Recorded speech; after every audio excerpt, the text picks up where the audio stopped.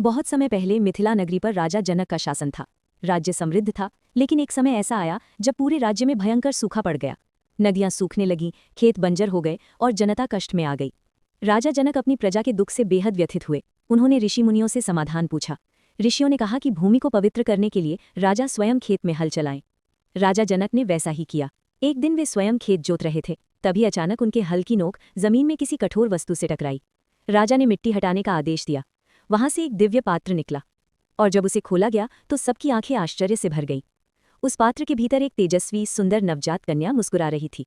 उसके चेहरे पर दिव्य आभा थी, मानो स्वयं धरती माँ ने उसे जन्म दिया हो। राजा जनक समझ गए कि ये कोई साधारण बालिका नहीं, बल्कि ईश्वर का आशीर्वाद है। उन्होंने उस कन्या को अपनी पुत्री के रूप में अपनाया। क्योंकि वो धरती से प्रकट हुई थी, इसलिए उनका नाम रखा गया सीता, जिसका अर्थ है हल से बनी भूमि की रेखा। वही सीता आगे चलकर भगवान श्रीराम की पत्नी बनी और मर्यादा, त्याग और शक्ति की प्रतीक मानी गई। और इस प्रकार माता सीता को धरती की पुत्री भूमिजा कहा जाता है।